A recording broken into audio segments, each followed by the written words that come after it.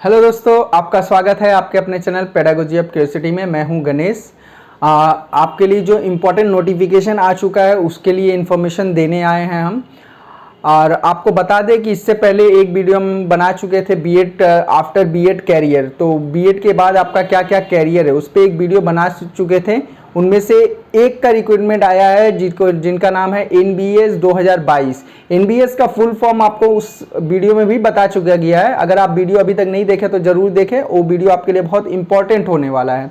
तो आज हम जिस पर बात कर रहे हैं वो NBS का फुल फॉर्म उस समय भी बताया, नवोदय विद्यालय समिति, नवोदय विद्यालय समिति, ओके 2022, जो सेंट्रल गवर्नमेंट का जॉब है।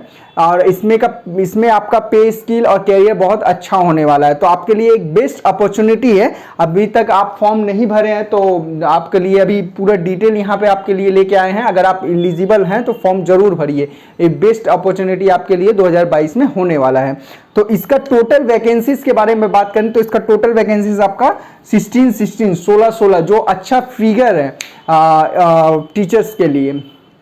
तो आज हम बात करेंगे इस पर कि कौन कौन फॉर्म भरने के लिए एलिजिबल है, किस उम्र तक आप भर सकते हैं, क्या क्या चाहिए आपको फॉर्म भरने में, किस किस प्रोसेस में एग्ज़ाम होगा और निगेटिव मार्किंग है कि नहीं है, कितने आवर तक एग्ज़ाम होगा। ठीक है, इस बारे में टोटल आपको फुल इन्फॉर्मेशन देंगे। वीडियो को बिना स्किप करते हुए आगे देखते हैं। चलिए लेट ना करते हुए वीडियो को स्टार्ट करते हैं। तो आज का जो वैकेंसीज के बारे में बात करेंगे, NBS 2022 नवोदय विद्यालय समिति, नवोदय विद्यालय समिति 2022 के बारे में बात करेंगे। तो जिसका ऑनलाइन एप्लीकेशन स्टार्ट हो गया है 2 जुलाई से। कब से स्टार्ट हो गया है? 2 जुलाई से स्टार्ट हो गया है, जो चलेगा 22 जुलाई 2022 तक। ओके, तो आपके लिए ये एप्लीकेशन बेस्ट होने वाला है। कैसे होने वाला है उस पर बात करेंगे आगे। तो चलिए टोटल वैकेंसीज के बारे में बात करें तो 1616 जो आगे भी बता चुके हैं। अब इसको थोड़ा तोड़ते हैं, कितने वैकेंसीज किसके लिए कितने वैकेंसीज है। तो देखिए पहले बता दें आपको प्रिंसिपल के लिए कितने वैकेंसीज है। कुल प्रिंसिपल के लिए 12 सीट है। कितनी सीटें हैं? 12। PGT पोस्ट ग्रेजुएट टीचर्स के लिए कितनी है? 397। और सबसे ज्यादा PGT ट्रेन ग्रेजुएट टीचर के लिए सबसे ज्यादा सीट्स हैं। कितनी है? 683। ठीक है, अब देखिए train graduate teacher third language के लिए भी ट्रेन ग्रेजुएट टीचर में है। ठीक है, तो कितनी वैकेंसीज हैं? 343। थर्ड लैंग्वेज क्या होता है? अगर आपको समझ में नहीं आ रहा तो क्लियर कर दे। थर्ड लैंग्वेज का मतलब क्या हुआ? जैसे कि उड़िया हो गया, पंजाबी हो गया, उर्दू हो गया, नेपाली हो गया, ये सारी भाषाएं ऐसे थर्ड लैंग्वेज की भाषा है। इसमें और भी क्लोज हैं जो आगे आपको चल के बताऊंगा कि कौन कौन सी भाषा का वहां पे आवेदन आप कर सकते हैं। उसके बाद क्या है, जैसे जैसे आप म्यूजिक में आपका अच्छा पकड़ है, आपको म्यूजिक पसंद है, तो आप म्यूजिक टीचर बनना चाहते हैं तो आपके लिए भी वैकेंसीज है। कितनी है टोटल? 33 वैकेंसीज है। और आर्ट टीचर के लिए 43 है। PET physical education teacher mail का भी है और फीमेल का भी है। मेल का कितना है आपका? 21, मेल का 20, टोटल 21 सीट्स है। और फीमेल का कितना है? फीमेल PET फीमेल टीचर कितनी है? 31। ओके, लाइब्रेरियन का भी सीट्स हैं। कितनी है? टोटल 53। कुल मिला के आपका जो वैकेंसीज है 16 है, 1616 है। ठीक है, अच्छा आपको और बता दें कि एग्जाम का पैटर्न कैसे होगा। एग्जाम का पैटर्न होगा CBT। मींस क्या होता है? एग्जाम का जो पैटर्न होगा CBT, कंप्यूटर बेस्ड टेस्ट होगा। जैसे आप अगर प्रीवियस जो CTET हुआ था, अगर आप दिए होंगे तो आपको याद होगा कंप्यूटर बेस्ड टेस्ट हुआ था। लेकिन CTET में आपका क्या निगेटिव मार्किंग नहीं था, लेकिन यहाँ पे आपका निगेटिव मार्किंग होगा कि 1/4। अगर आप 4 गलती करते हैं तो 1 नंबर कट होगा। ठीक है, आपको ये सारी बात बता दी है। अब देखिए किसका कितना एज होगा नॉर्मल वे में। ठीक है, अगर आप प्रिंसिपल के लिए आवेदन करते हैं तो 50 ईयर तक कर सकते हैं मैक्सिमम। अगर आप PGT पोस्ट ग्रेजुएट टीचर के लिए अप्लाई करते हैं तो उसका मैक्सिमम एज 40 एज होगा। और ट्रेन ग्रेजुएट टीचर के लिए 35 मैक्सिमम होगा। ओके, 35। और इन सभी के लिए भी एज आपका 35 होगा। लाइब्रेरियन हो गए, ये हो गए पीईटी, सारे मिसलिनियस जितने टीचर हैं सारे का एज का जो मैक्सिमम आपका 35 तक आवेदन कर सकते हैं। अब हम लोग बात करने वाले हैं एज रिलैक्सेशन पे। एससी और एसटी को कितने साल का? 5 साल का एज रिलैक्सेशन, 5 साल का छूट मिलेगा। उसके बाद OBC non creamy layer. Non creamy layer क्या होता है? नॉन क्रीमी लेयर का मतलब जो पारिवारिक आय जो है, एनुअल इनकम जो है 8 लाख से कम होना चाहिए, वो नॉन क्रीमी लेयर में आते हैं, उनको 3 साल का छूट मिलेगा। और वोमेन्स जो ऑल कैटेगरी की वोमेन्स हैं उनको 10 साल का छूट मिलेगा। कितने साल का? 10 साल का। जैसे धर लीजिए अगर कोई टीजीटी के लिए अप्लाई कर रही है, उनका 45 एज है, बिलो 45 एज है, और टीजीटी के लिए सीटेट भी क्लियर होना जरूरी है, उनके भी आगे, उनके ऊपर आगे बात करेंगे। तो वो 45 अगर बिलो है तो वोमेन्स है तो वो अप्लाई कर सकती हैं। चलिए ये तो हो गई 10 साल। अब आगे बात करते हैं person with disability.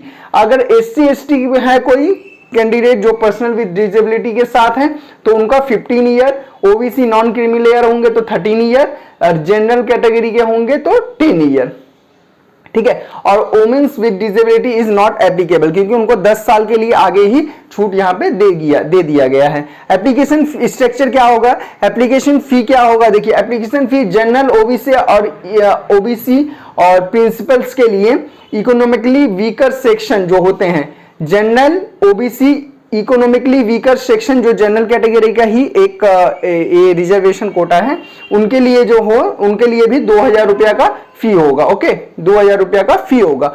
General, OBC, economical weaker section के लिए पीजीटी के लिए कितना होगा? 1800, और टीजीटी के लिए कितना होगा? 1500। टीजीटी और मिसलेनियस, जितने टीजीटी मिसलेनियस टीचर एप्लीकेशन है उनके लिए कितना होगा? 1500।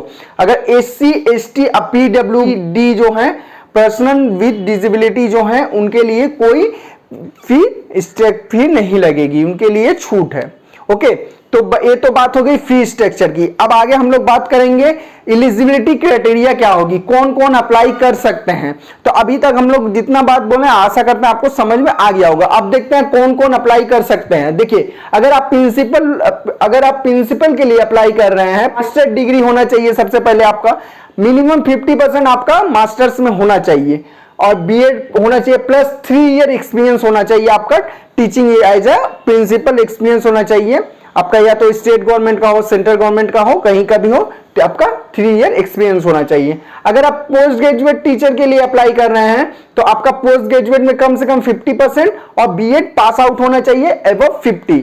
ओके, अगर आप टीजीटी के लिए अप्लाई कर रहे हैं, टीजीटी के लिए अप्लाई कर रहे हैं तो सबसे पहले तो आपका ग्रेजुएशन कंप्लीट होना चाहिए, ठीक है, मिनिमम आपका 50% तो होना ही चाहिए, बीएड पास आउट हो, और आपका सीटेट लेवल 2 क्लियर होना चाहिए। यहां पे देखिए आपका ए पॉइंट को आप ध्यान दीजिएगा, सीटेट का लेवल 2 क्लियर होना पड़ेगा अगर आप टीजीटी के लिए अप्लाई कर रहे हैं, लेकिन यहां पे बीएड आपको पास होना पड़ेगा। ओके, और देखिए यहां तक क्लियर हो गया, एलिजिबिलिटी आपको समझ में आ गई होगी। अभी तक हम लोग क्या क्या बात कर लिए, किस डेट पे आप एप्लीकेशन कर रहे हैं, कि किस डेट से किस डेट पे कर सकते हैं, कौन कर सकता है, कितने कितने वैकेंसीज हैं, कितने कितने पोस्ट हैं, और आपका एज रिलैक्सेशन क्या है, आपका एप्लीकेशन अगर आप कर रहे हैं तो फी स्ट्रक्चर क्या है, आपका एलिजिबिलिटी क्राइटेरिया क्या है, अब आपका सिलेक्शन प्रोसेस कैसा होगा, सिलेक्शन पे बात कर लेते हैं। ओके, प्रोसेस में देखिए सीबीटी क्या है आपका पहले भी बता चुके हैं, आगे भी कंप्यूटर बेस्ड टेस्ट होगा आपका, ऑनलाइन एग्जामिनेशन होगा। ओके, और एक बात आगे भी बता चुके हैं, अभी फिर से आपको बता रहा हूं, यहां पे किंतु निगेटिव मार्किंग होगा आपका, अगर आप 4 गलती करते हैं तो आपका 1 नंबर कट होगा। ओके, निगेटिव मार्किंग है अगर कोई बोले तो। फिर देखिए आपका इंटरव्यू होगा, एक्सेप्ट लाइब्रेरियन के लिए अगर आप अप्लाई करते हैं टीजीटी में, मिसलेनियस जो जॉब था उसमें लाइब्रेरियन के लिए अगर आप अप्लाई करते हैं तो आपका इंटरव्यू नहीं होगा, और इंटरव्यू और बाकियों का होगा। ओके, लेकिन आपको इंटरव्यू में आपका हिंदी और इंग्लिश मस्ट होना चाहिए, आपको बोलने आना चाहिए, और इंटरव्यूअर आपसे बात भी कर सकता है इंग्लिश में। ओके, डॉक्यूमेंट वेरिफिकेशन होगा आपका कि आप बीएड सही जगह से किए हैं, आपका सब कुछ सही है, आपका नाम पता सारा चीज अगर डॉक्यूमेंट सही होगा तो आपका सिलेक्शन में आसानी होगी। ओके, आपका मेडिकल एग्जामिनेशन भी होगा, किन के लिए होगा, फिजिकल एजुकेशन टीचर के लिए होगा, चाहे वो मेल हो या फीमेल हो। देखिए आप अब यहां तक आपको सारी चीजें समझ में आ गई हो। आज के लिए इतना ही रहने देते हैं दोस्तों, क्योंकि वीडियो काफी लंबे हो जा रहा है। तो हम आपको नेक्स्ट वीडियो में बताएंगे कि कैसे आपको पढ़ाई करना है, किस पोस्ट के लिए कौन सा सिलेबस होगा, कैसे आपको किस पैटर्न में आपको पढ़ाई करना है। तो आशा करते हैं ये वीडियो आपके लिए बहुत इंपॉर्टेंट होगा। अगर वीडियो आपको अच्छा लगा हो तो लाइक शेयर सब्सक्राइब जरूर करिएगा और बेल आइकन पर जरूर क्लिक करिएगा ऐसे इंफॉर्मेटिव वीडियो को पाने के लिए। Thank you so much.